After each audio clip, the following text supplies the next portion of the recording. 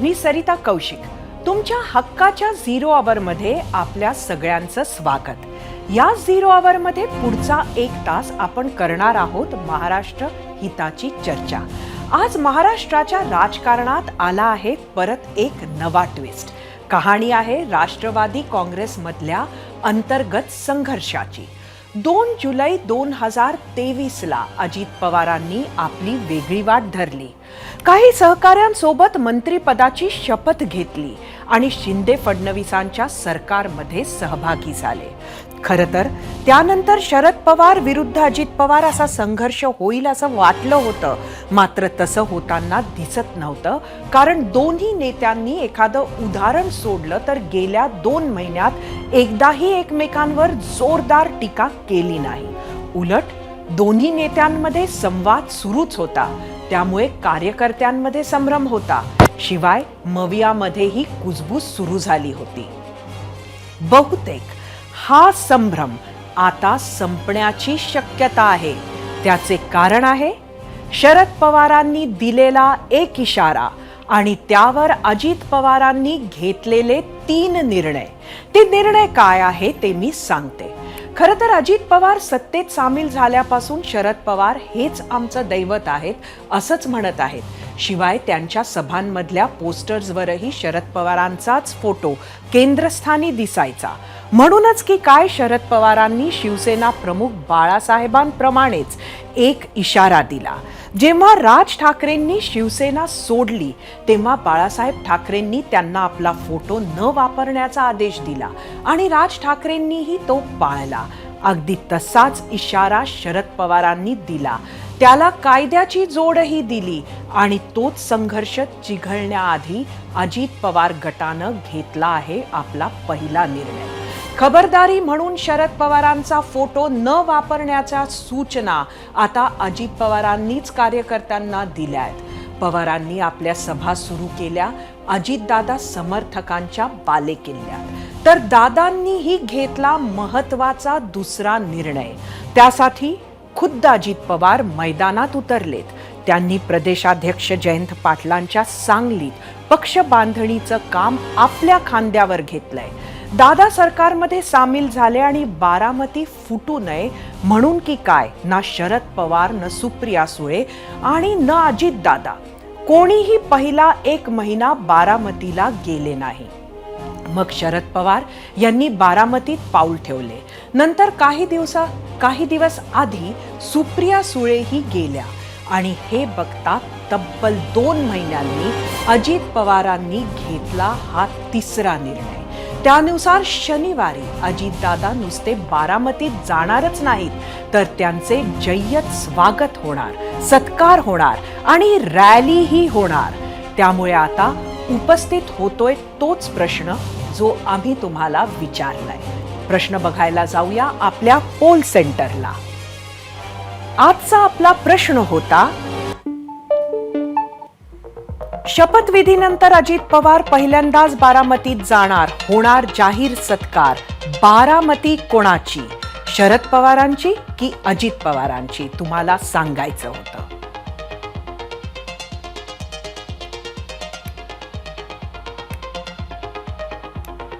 नुकताच अजितदादांच्या बीडच्या सभेचा टीझर प्रसिद्ध करण्यात आला आहे.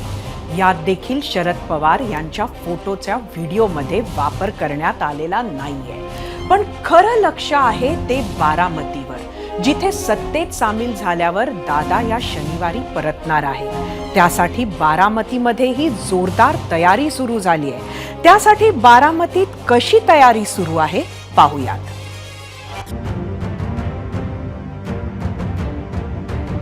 काकांचं झालं, आता दादांचं ठरलं. पवारांच्या राजकारणाचा केंद्रबिंदू असलेल्या बारामतीत अजित पवार जाहीर सभा घेणार आहेत. अजित पवारांचा पहिलाच बारामती दौरा असणार आहे. कसब्याच्या कारभारी सरकारला येतील तेव्हा छत्रपती शिवाजी महाराजांच्या पुतळ्याला पुष्पहार अर्पण करतील आणि तिथून मिरवणुकीला सुरुवात होणार आहे. ती मिरवणूक गुणवडी चौक, गांधी चौक, सुभाष चौक आणि भिगवण चौकात येऊन ज्या ठिकाणी आपण उभा आहे या शारदा प्रांगणामध्ये सभा होणार आहे. खऱ्या अर्थाने लोकांच्या मनामध्ये एक उत्साह त्या ठिकाणचित आहे आणि दादा आमचं जे आराध्य दैवत आहे मयुरेश्वराच्या मंदिरामध्ये त्या ठिकाणी दर्शन घेऊन अभिषेक करून या ठिकाणी बारामतीमध्ये त्या ठिकाणी येणार आहेत. अजित पवारांच्या बारामती दौऱ्याची सुरुवात मोरगावच्या गणपतीला अभिषेकानं होईल. त्यानंतर बारामती शहरातून अजित पवारांचा रोड शो असेल. त्याच दरम्यान बारामतीच्या शारदा प्रांगणात अजित पवारांचा जाहीर सत्कार करण्यात येणार आहे. राष्ट्रवादी काँग्रेसमध्ये फूट पडल्यानंतर राज्यभरात अनेक ठिकाणी शरद पवार विरुद्ध अजित पवार असा संघर्ष पाहायला मिळाला. बारामतीत मात्र अद्यापपर्यंत हा संघर्ष दोन्ही गटाकडून टाळण्यात आला आहे. परंतु नागरी सत्काराच्या निमित्तानं अजित पवारांकडून बारामतीत जोरदार शक्ती प्रदर्शन करण्यात येणार आहे आणि ते शरद पवारांना बारामतीच्या मैदानात दिलेलं आव्हान मानलं जाणार आहे. शारदा प्रांगणमध्ये पवार कुटुंबियांनी आतापर्यंत अनेक कार्यक्रम घेतलेत. मात्र शनिवारी होणारा अजित पवारांच्या नागरी सत्काराचा कार्यक्रम म्हणूनच वेगळा ठरणार आहे. आता याच दौऱ्यातून पवार कुटुंबातील फूट बारामतीच्या लोकांसमोर येईल आणि त्यामुळे लोकसभेसह विधानसभा निवडणुकांवरही परिणाम दिसू शकतो. ते आमच्या पक्षाचे एक ज्येष्ठ नेते आणि आमदार आहेत आणि आता त्यांनी पक्षाच्या विरोधात त्यांनी भूमिका घेतलेली आहे. त्याची कंप्लेंट आम्ही स्पीकर साहेबांकडे महाराष्ट्राच्या असेंब्लीमध्ये दिलेली आहे. त्यांच्या उत्तराची आम्ही वाट बघतोय. अजित पवार सत्तेत सामील झाल्यानंतर शरद पवारांनी सभांचा सपाटा लावलाय. हा संघर्ष आता होम ग्राउंडवर दिसण्याची शक्यता आहे. राष्ट्रवादी काँग्रेस हा पक्ष म्हणजे कुटुंब आहे असे या पक्षाचे नेते आधी सांगायचे. आता पक्ष म्हणून फुटलेलो असलो तरी कुटुंब म्हणून आम्ही एकत्र आहोत असे नेते म्हणतायत. आणि म्हणूनच की काय बारामतीमधले पक्षाचे पदाधिकारी एकाच वेळी अजित पवार आणि दुसरीकडे सुप्रिया सुळे या दोघांसोबत दिसत आहेत. त्यामुळे शनिवारचं अजित पवारांचं बारामतीमधलं शक्ती प्रदर्शन वरवर पाहता शरद पवारांना आव्हान वाटत असलं तरी ते खऱ्या अर्थाने कौतुक सोहळा ठरण्याची शक्यता आहे. बारामतीच्या राजकारणाचे हे गहिरे रंग आपल्याला इथून पुढे पाहायला मिळणार आहेत. बारामतीहून जयदीप भगतचा मंदार गोंजारी, एबीपी माझा, पुणे. त्यामुळे आता बारामतीमध्ये संघर्ष होणार की पवार कुटुंबीय त्यावर तोडगा काढणार हे तर लवकरच कळेल. आता तुम्ही म्हणाल की तोडगा कसा काय, तर त्यासाठी मी तुम्हाला सुप्रिया सुळेंचं आजचंच वक्तव्य ऐकवते. त्यासाठी जाऊयात आपल्या मीडिया सेंटरला. Party has not split at all. आमच्यापैकी काही लोकांनी एक वेगळा निर्णय घेतलेला आहे. त्याच्याबद्दल आम्ही त्यांची कंप्लेंट स्पीकरला केलेली आहे आणि प्रक्रियेमध्ये आम्ही आहोत. राष्ट्रवादी काँग्रेसमध्ये कुठलीही स्प्लिट झालेली नाही.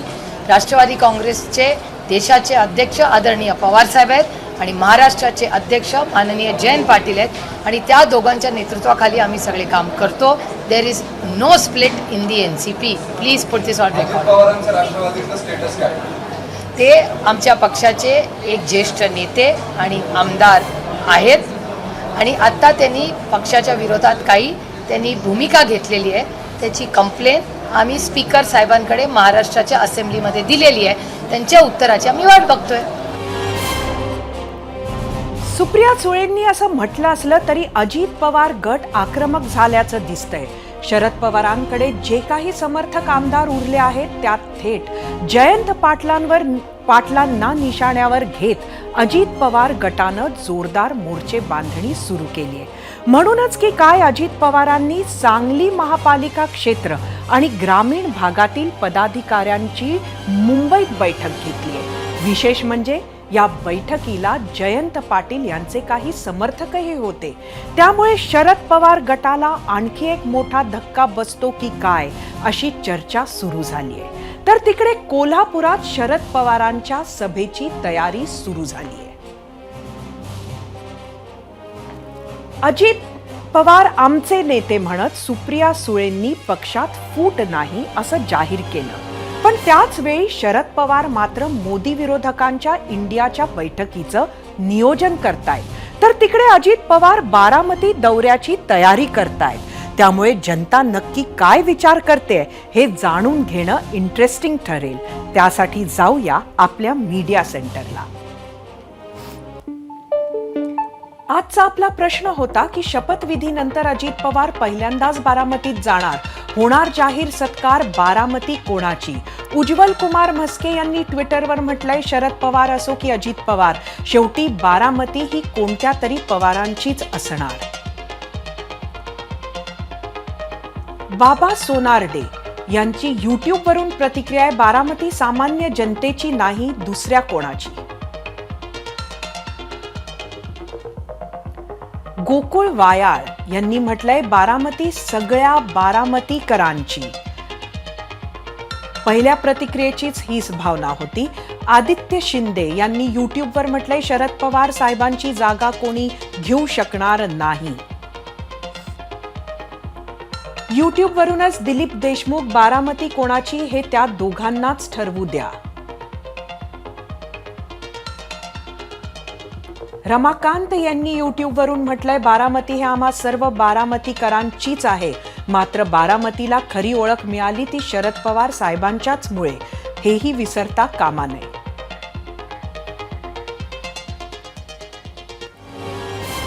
तुम्ही सेक्रेड गेम्स पाहिलाय का? त्यातल्या नवाजुद्दीन सिद्दीकी सैफला म्हणतो, ये खेल आपसे मुझसे हम सबसे बडा है. तर सध्या जे काही महाराष्ट्रात आणि प्रामुख्यानं राष्ट्रवादी काँग्रेसमध्ये होतंय त्याचा घटनाक्रम पाहिला तर जनतेला नक्की काय वाटतंय या परिस्थितीबाबत ते सोप्या भाषेत सांगण्यासाठी नवाजचा हाच डायलॉग परफेक्ट ठरेल. राष्ट्रवादी काँग्रेसमधून वक्तव्य ऐकलीत की कोड सुटण्याऐवजी अजूनच जटिल होत जातं आणि म्हणूनच आजच्या स्थितीचं सखोल विश्लेषण करण्यासाठी आपल्यासोबत आहेत ज्येष्ठ राजकीय विश्लेषक अभय देशपांडे. त्यांच्यासोबत चर्चा करण्यासाठी आपण जाऊया आपल्या गेस्ट सेंटरला. अभयजी, आपलं स्वागत आहे झिरो आवरमध्ये.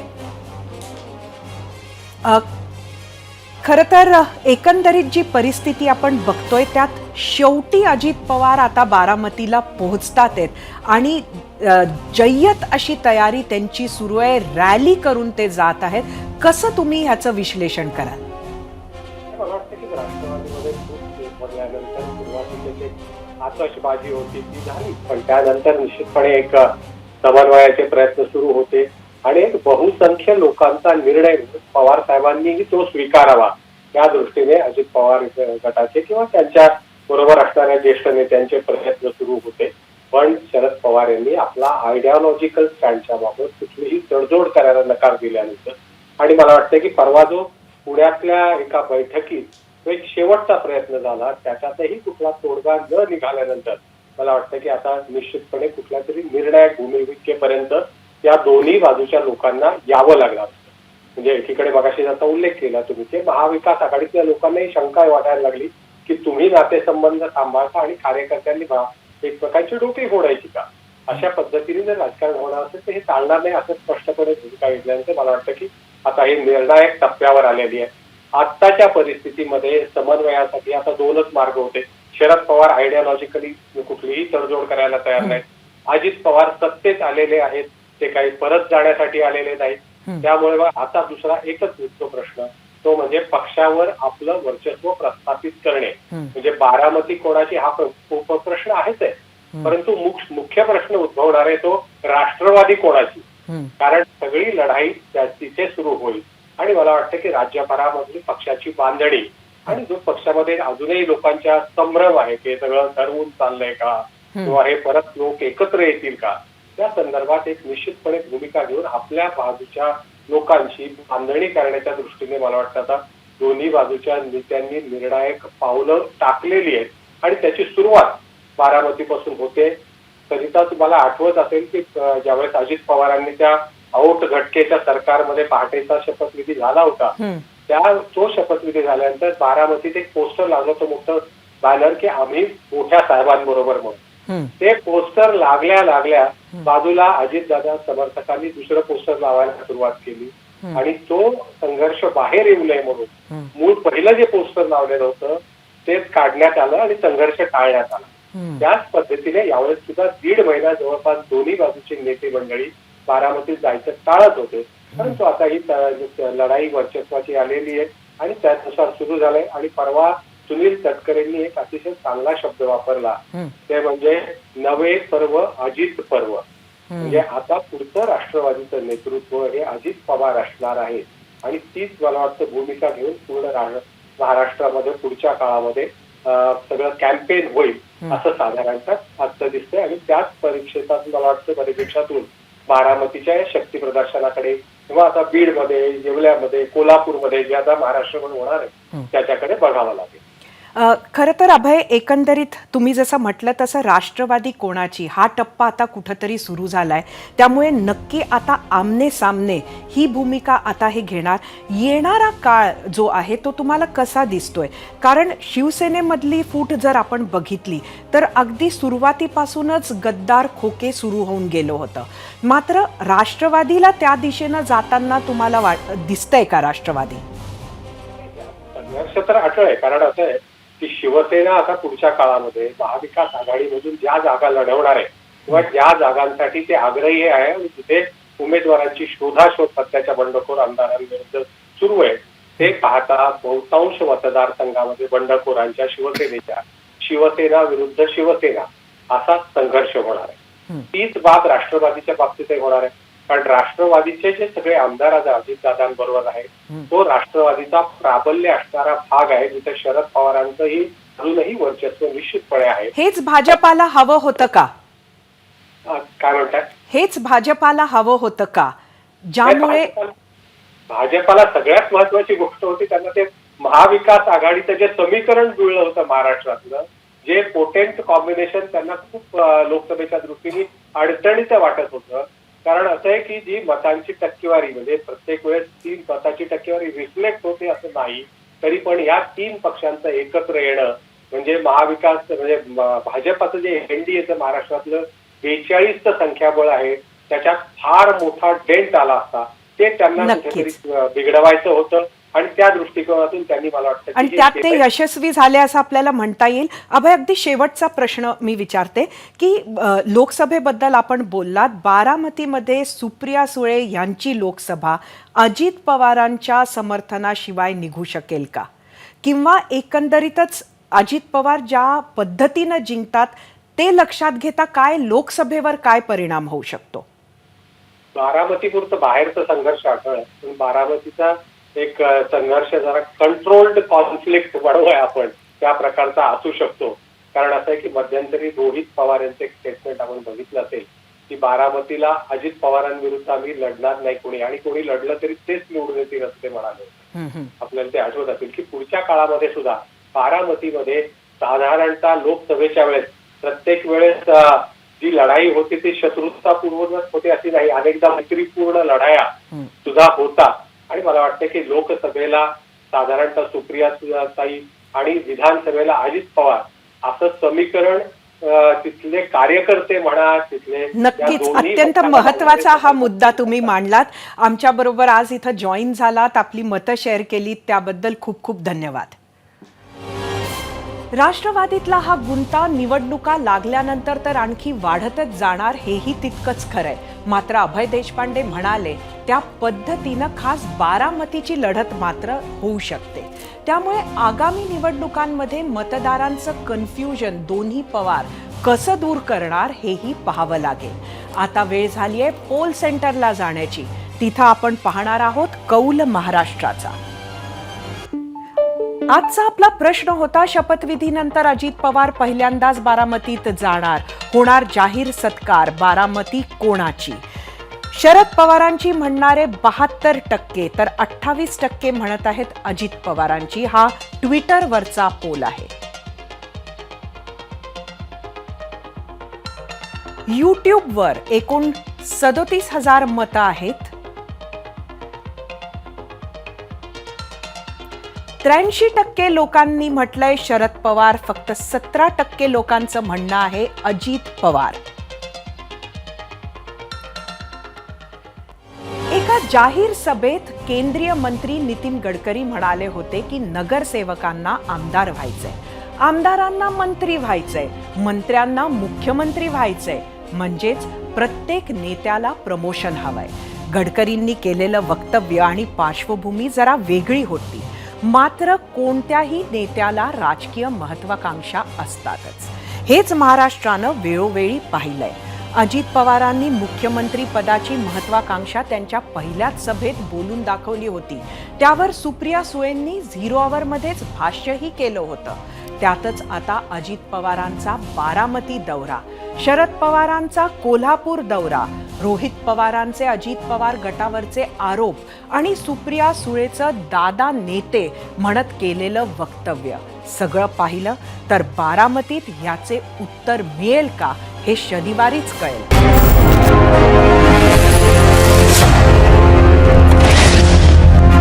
विषय आहे एका स्त्रीचा, जी तब्बल 38 वर्ष पुरुष बनून समाजात वावरत होती.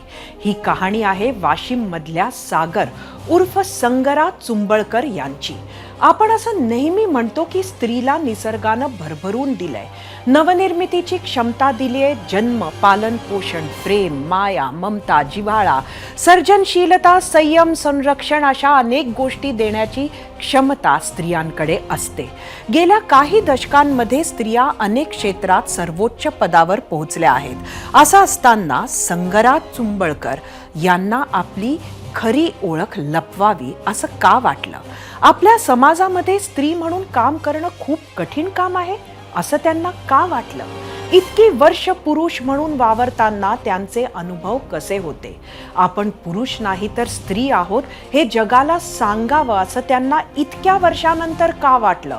असे अनेक प्रश्न आपल्या मनात असतील. आम्ही सुद्धा याच विषयावर एक प्रश्न सकाळी तुम्हाला विचारला होता. तो बघूया आपल्या पोल सेंटरला जाऊ. आजचा आपला प्रश्न होता, वाशिमची मुलगी 38 वर्ष पुरुष म्हणून वावरली. समाजात वावरताना अजूनही स्त्रीपेक्षा पुरुष असणं सोयीस्कर वाटतं का? तुम्हाला सांगायचं होतं होय किंवा नाही. या विषयावर आपली मतं, प्रतिक्रिया आपल्याला बघायच्याच आहेत. पण त्याआधी पाहूयात सागर उर्फ संगरा चुंबळकर यांची नेमकी कहाणी काय. अशी वेगळी ओळख घेऊन 3-3.5 दशकं समाजात वावरणं, संघटन काम करणं ही सोपी गोष्ट नव्हती.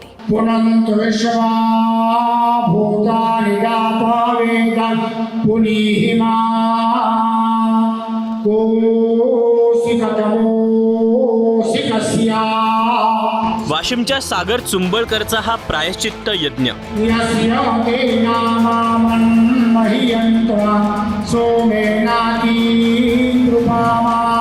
प्रायश्चित्त एका चुकीचं जे सागरनं 38 वर्षांपूर्वी केलं होतं.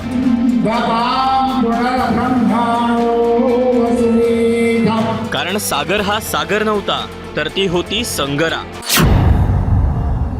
आजपर्यंत आपण पुरुष समजत होतो, तो पुरुषार्थी आहेच, परंतु त्याचं मूळ जीवन हे स्त्री जीवन आहे हे कदाचित कोणाला माहीत नसेल. हा प्रकार काय होता हे जाणून घेण्यासाठी थोडं मागे जावं लागेल.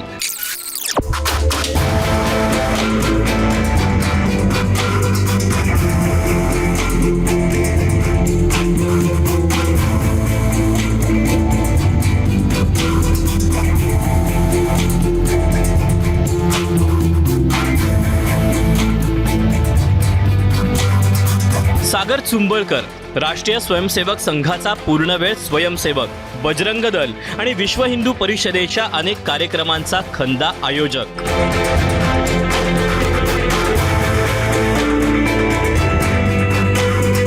हाच तरुण तडफदार खंदा कार्यकर्ती असल्याचं समोर आलं आणि भोवतालच्या सगळ्यांनाच आश्चर्याचा धक्का बसला. लहानपणापासून मला मुलासारखेच संस्कार माझ्यावर पडले आणि शाळेमध्ये बी मुलगा म्हणूनच मी वागले. मला काही समाजकार्य, देशकार्य करायचे होते. त्याच्यामुळं काही मुलगी म्हणून जर मी ते पहिले जर मी हे केलं असतं तर मला काही अडचणी आल्या असत्या. त्यानंतर काही बंधनं असतात मुलींना की घराच्या बाहेर वगैरे निघता येत नाही. त्याच्यामुळं एक मुलगा म्हणूनच मी आत्तापर्यंत सगळे माझे जे कार्य जे केले हे मुलगा म्हणूनच मी आत्तापर्यंत समाजामध्ये केले.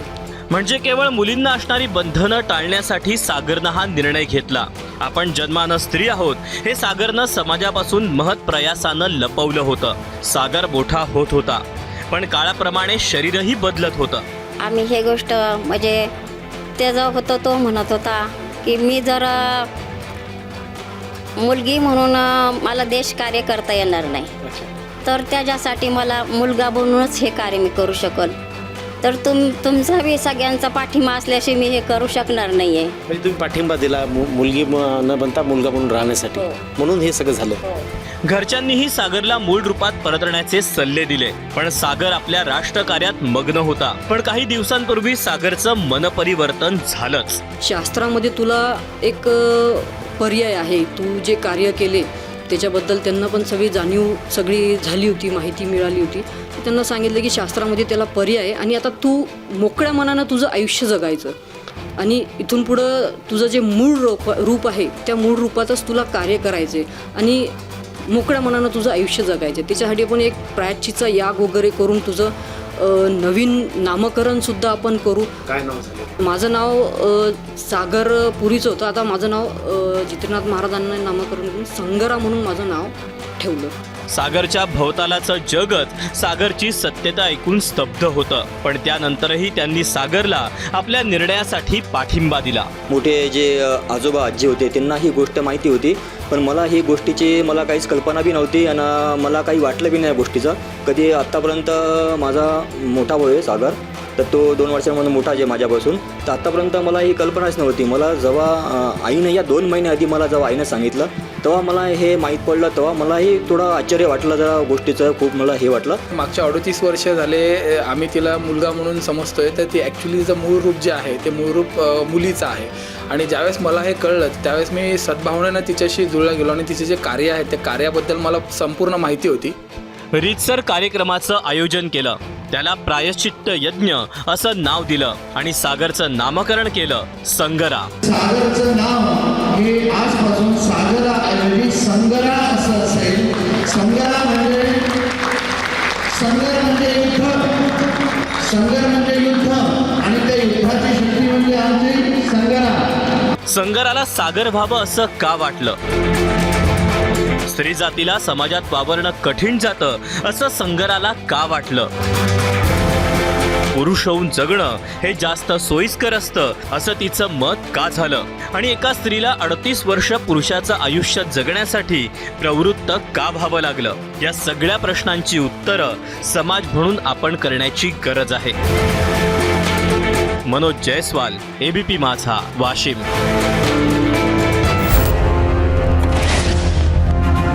याच विषयावर आपण सकाळी YouTube, ट्विटर, इंस्टाग्राम, फेसबुकवर प्रश्न विचारला होता.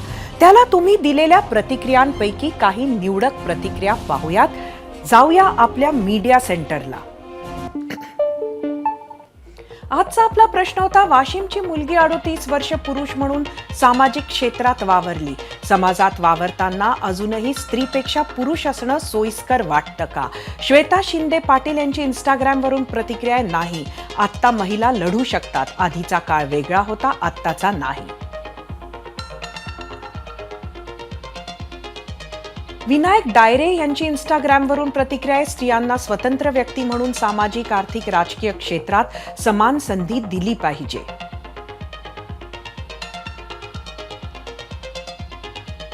सुवर्णा हुबेकर यांचं म्हणणं आहे की असं वावरणं सेफ आहे म्हणून.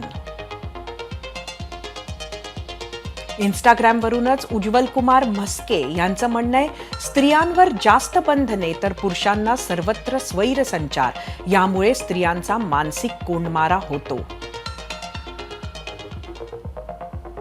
शोभा औटी यांचं म्हणणं आहे, स्त्री कितीही हुशार असली तरी पुरुष प्रधान संस्कृती आहे अजून. समाजासाठी स्त्री पुरुष दोन्ही महत्वाचे. मेघा म्हस्के, आजकाल स्त्रियांनी पुरुषांसारखे राहण्याची फॅशन झाली आहे.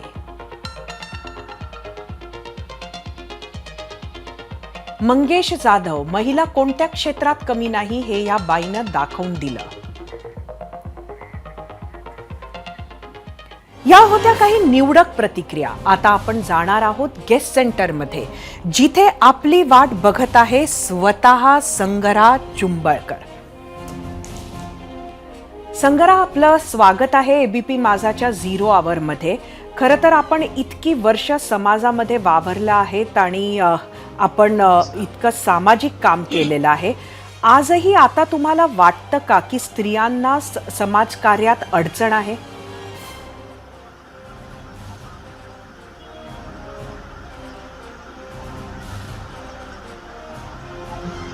माझं जे होतं की मी मुलगा म्हणून जे राहायचं, माझा उद्देश तो वेगळा होता. बाकीच्यांचा उद्देश तर वेगळा असला. मला काही देशकार्य करायचे होते आणि त्याच्यामुळे मी हा निर्णय, आणि मुलगी म्हणून मला ते करता आले नसते.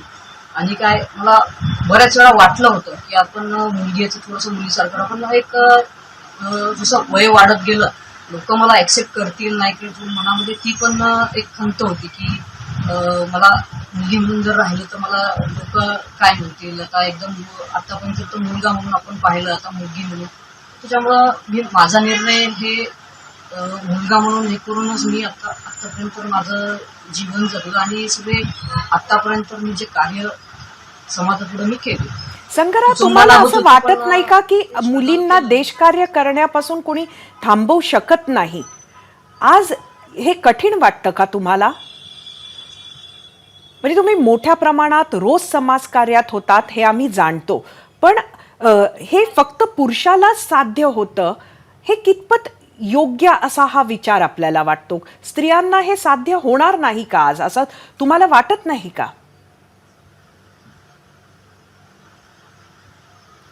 नाही, आता मी तर इथून पुढे तर स्त्री म्हणूनच काम करणार. पण आता अगोदरची कंडिशन वेगळी होती की मी मुलगा म्हणून हे केलं तर मग एकदमच मला मुलगी म्हणून हे करणं थोडंसं मला एक कम्फर्टेबल नव्हतं वाटलं. पण आता मला मार्गदर्शन मिळाल्यामुळं मी आता मुलगी म्हणूनच आता ते देशकार्य मी करणार आहे. असं पुरुषच करणार असं काही नाही की एक महिला पण सक्षम म्हणून काम करू शकते आणि मी ते करणार. नक्कीच. खरं तर येणाऱ्या काळात तुम्हाला कुठली कामं करायची आहेत आणि तुम्हाला समोर या बदलानंतर काही अडचणी दिसतात आहेत का? स्वतः मानसिक अडचणी, इतर अडचणी, समाजात वावरताना अडचणी काही समोर दिसतंय का? नाही, असं तर कधी मला असं जाणवलं नाही. इतक्या दिवस आता जेव्हा मी माझी ओळख जाहीर केली मला कधी कोणी असं नेमलंच सहकार्य सगळ्यांचं मिळालं आणि तुझ्याबद्दल आमचं अजून आदर पण वाढला. असं त्यांना जेव्हा कळलं की मुलगी आहे सागर, आताबद्दल मला कार्यामुळेच मला सगळे ओळखत होते, त्याच्यामुळं एक आदर त्यांच्यापुढे अजून वाढला. आणि इथून पुढं मी जे आता कार्य करेन विश्व मांगल्यासाठी मी आता सभेसाठी मी कार्य करणार आहे, पूर्ण वेळ काम करणार आहे. आणि विश्व मांगल्याचं मेडिकल मिशन आहे, त्या मेडिकल मिशनसाठी आता मी पूर्ण काम करतो. धन्यवाद संगरा, आमच्याशी संवाद साधल्याबद्दल. खरं तर संगरा यांना असं वाटावं की पुरुष असल्यावरच ते देशसेवा करू शकत होता, तो विचार आज त्यांनी सोडला. या सगळ्या स्त्रियांसाठी खरं तर हे महत्त्वाचं आहे, कारण आज नक्कीच हे समानतेच्या वाटेवर स्त्री आणि पुरुष चालत आहेत आणि त्यामुळं ज्याला हे काम करायचंय त्याला अडचण नको. या विषयावर आम्ही सकाळी विचारलेल्या प्रश्नावर तुम्ही काय कौल दिला आहे ते पाहूयात. जाऊयात आपल्या पोल सेंटरला. आजचा आपला प्रश्न होता, वाशिमची मुलगी 38 वर्ष पुरुष म्हणून सामाजिक क्षेत्रात वावरली. समाजात वावरताना अजूनही स्त्रीपेक्षा पुरुष असणं सोयीस्कर वाटतं का? एकूण 12,000 मतं यूट्यूबवर होती. 85% लोकांचं म्हणणं आहे होय, फक्त 15% लोकांचं म्हणणं आहे नाही. हाच प्रश्न आपण ट्विटरवर विचारला होता. 74% लोकांचं म्हणणं आहे होय, फक्त 26% लोकांचं म्हणणं आहे नाही. भारतीय संस्कृतीत एक काळ असा होता जेव्हा मातृसत्ताक पद्धती होती. स्त्रियांना कुटुंबात, समाजात मुख्य स्थान होतं. नंतर एक काळ असा होता ज्यात स्त्रियांना समाजात समान स्थान होतं, विविध कारणांमुळे ते चित्र हळूहळू बदलत गेलं. स्त्रियांच्या वाट्याला कधी दुय्यम स्थान आलं हे कळलंही नाही. मात्र प्रतिकूल वातावरणात सुद्धा अनेक स्त्रिया अशा आहेत ज्यांनी आपापल्या क्षेत्रात भरीव योगदान दिलं. अगदी देशसेवाही मोठ्या प्रमाणात केली. स्वातंत्र्याचा लढा असो की समाजसेवा, अंतराळ मोहीम असो की बँकिंग क्षेत्र, राजकारण असो की उद्योग क्षेत्र, सगळीकडे महत्त्वाच्या जबाबदाऱ्या स्त्रिया समर्थपणे सांभाळत होत्या आहेत. असं असताना, आजूबाजूला थोडंसं आशादायी वातावरण असताना, स्त्री म्हणून आपल्याला हवं तसं काम करायला मिळणार नाही असं संगराला वाटणं हे समाज म्हणून आपलं अपयश आहे. आपल्या सर्वांना यावर सिंहावलोकन करण्याची, चिंतन करण्याची गरज आहे. यानंतर कोणत्याही स्त्रीला आपली ओळख लपवायची वेळ येणार नाही, यासाठी आपला वाटा उचलूया.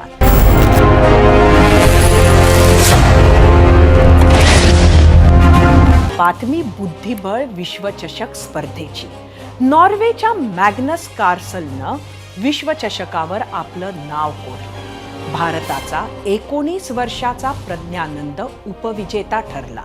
कालच्या 2 क्लासिक मॅच ड्रॉ केल्यानंतर कार्लसनने आज रॅपिड फायरचा पहिला सामना शेवटच्या 3 मिनिटात जिंकला. दुसरा रॅपिड फायर ड्रॉ राहिला आणि कार्लसन विश्वचषक विजेता ठरला.